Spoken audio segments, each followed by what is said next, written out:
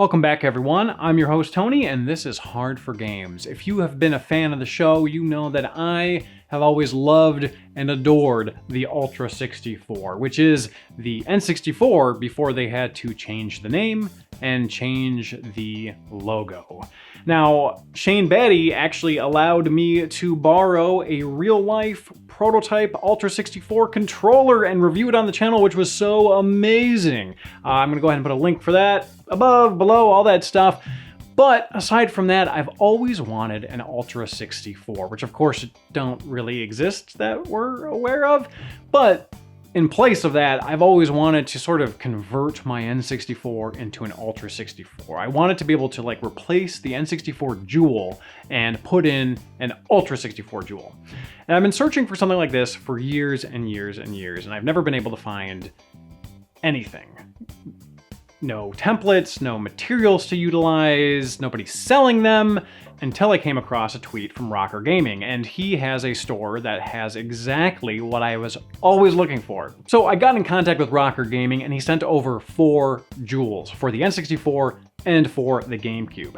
Now, we don't do a ton of product reviews on the show, but I figured if it was something that I was interested in potentially buying anyways, you guys might be interested in it as well, and you may very well have also looked for something like this, so I figured I'd just go ahead and share. But again, full disclosure, he did not pay me to do this video, but he did provide the jewels for free.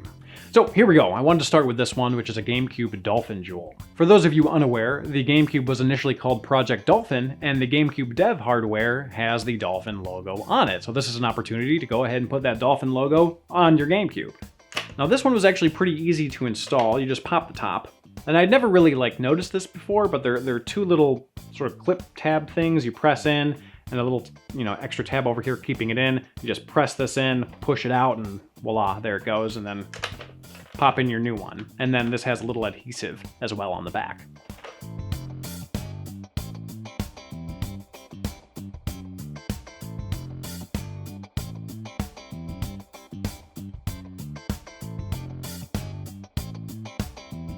Now, next up, I installed the purple Ultra 64 logo. Now, depending on where it was shown and where it was printed, I've seen the Ultra 64 logo anywhere from kind of like purplish, like it is on my shirt over there, to sort of bluish, like it is in this magazine.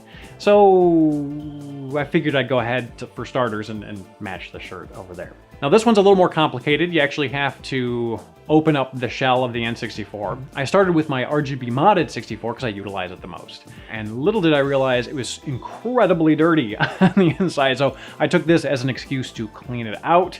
And if you get one as well, take it as an opportunity to clean out your system, because you never really know how dirty it gets in there until you open it up and see the filth.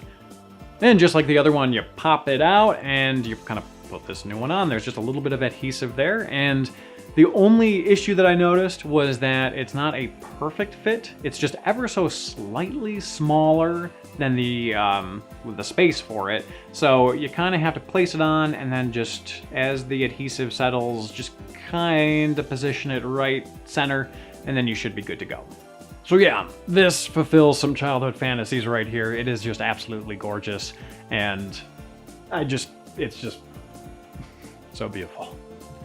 So next up, I decided to do one more, the bluish one. I had an extra N64. It was actually my wife's N64 from when she was a kid. I had some multicolored N64 consoles, like a sort of a rose pink transparent one and a jungle green, but I figured it would be more fitting to have the original black, because that's what the Ultra 64 was, at least in the initial photos. So here they are together for some extreme childhood fantasy catharsis. I opted to not utilize the final GameCube jewel because I'm going to give that to a friend of mine, Snese, who's been on the show a number of times. I'm going to go ahead and give that to him. But aside from that, I think that these look pretty damn good. So there we have it, kind of a shorter video here, but again, it was just something that I was interested in, and I figured I'd showcase it with all of you. Big thank you to RockerGaming for sending these over to us, and if you are interested in purchasing some of these yourself, I'm gonna go ahead and put a link to his Etsy store and his Twitter in the description below. Thank you all for watching. We'll see you all next time.